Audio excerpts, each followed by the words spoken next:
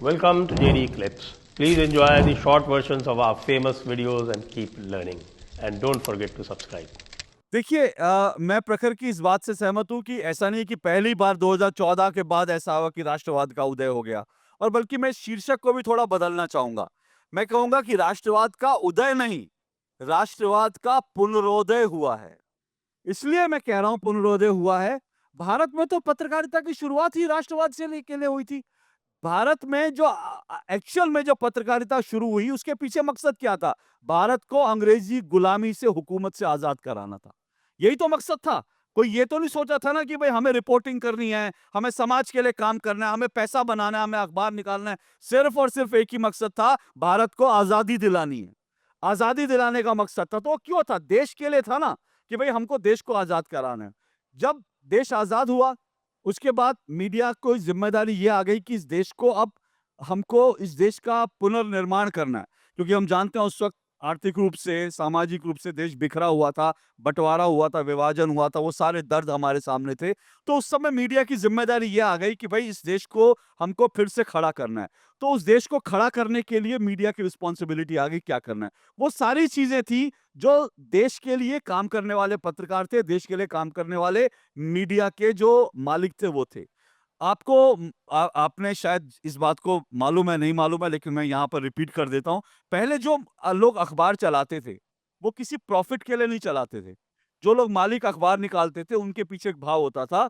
वो लोग क्या करते थे, कोई बिल्डर है, कोई बिल्डर नहीं, मान लीजिए किसी की चीनी मिल है, किसी की कपड़ा मिल है, वो साथ में अखबार भी निकाल रहा है। उसकी अगर कपड़ा मिल से उसको साल में 6 लाख रुपए की इनकम हो रही है, तो वो 2 लाख रुपए उस इनकम से, यानी अपने प्रॉफिट का 2 लाख रुपए निकाल देता था कि इस 2 लाख रुपए से मैं अखबार चलाऊंगा। तो होता क्या था कि वो 2 लाख रुपए अगर प्रॉफिट से निकाल रहा है, इसका मतलब उसके मन में पैसा कमाना नहीं था। उसको लगता था मुझे देश के लिए कुछ करना है, तो मुझे 2 लाख रुपए मैं अखबार में डाल दूंगा। और वो जो संपादक रखे जाते थे, वो संपादक ऐसे होते थे जो कहते थे कि भैया हमें अपना काम करना है, और आप जो है उसमें हस्तक्षेप नहीं करेंगे। तो मालिक और अखबार और जो संपादक था, उनके बीच एक ये रिलेशन था। जो संपादक थे, वो भी खांटी देशभक्त होते थे। उनको लगता था देश के लिए कुछ करना है। ये देश के लिए काम करना पत्रकारिता का ये हमारा मूलभूत सिद्धांत है। लेकिन हुआ क्या? यहां मिलावट क्या आई? देखिए, जो विदेशी मीडिया है, खास करके मैं अगर बीबीसी का बात करूं, बीबीसी जाएंगे ना, तो बीबीसी का एक कॉन्सेप्ट है। बीबीसी कहता है पत्रकारों का कोई राष्ट्र नहीं होता। राष्ट्र नहीं होता पत्रकारों का। वो कहते हैं पत्रकार तो भाई सबके लिए काम करता है। तो इसीलिए बीबीसी क्या करता है, बीबीसी, और वो जो बीबीसी ये जो कॉन्सेप्ट देता है ना, मैं इसके कॉन्सेप्ट के पीछे भी बताता हूँ, और इसकी इसकी जो बेईमानी है वो भी बता रहा हूँ। बीबीसी ऐसा क्यों कहता था? मैंने सोचा बीबीसी ने ऐसा क्यों किया होगा। क्योंकि हम जानते हैं जो अंग्रेजी हुकूमत थी, अंग्रेजों ने कई देशों पर राज किया।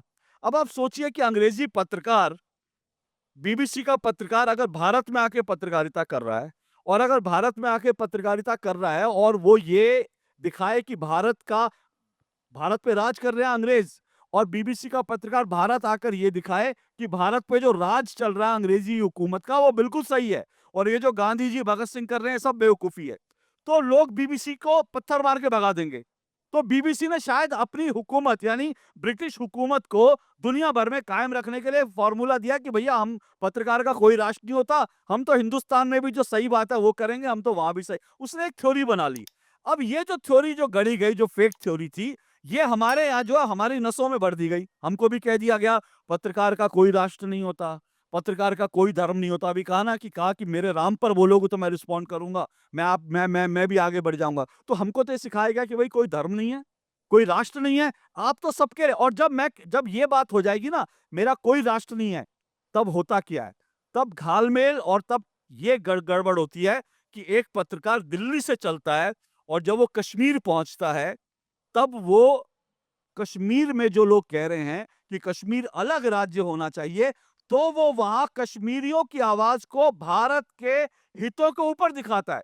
तब वो भारत को तोड़ने वाली ताकतों को कहता है कि ये तो कश्मीरी की आवाज है, ये आम कश्मीरी की आवाज है, क्योंकि वो राष्ट्र का नहीं है, वो भारत का नहीं है। जो एक पत्रकार राष्ट्र के लिए काम कर रहा होगा, वो कैसे स्वीकार कर सकता है कि कश्मीर भारत का हिस्सा नहीं? वो कैसे स्वीकार कर सकते हैं कश्मीर जो है उसको उसको भारत से अलग कर देना चाहिए? वो कैसे स्वीकार कर सकता है कश्मीर में 370 होना चाहिए, जो कश्मीर को एक अलग स्टेटस देता है, वहां पे आतंकवाद को बढ़ावा देता है?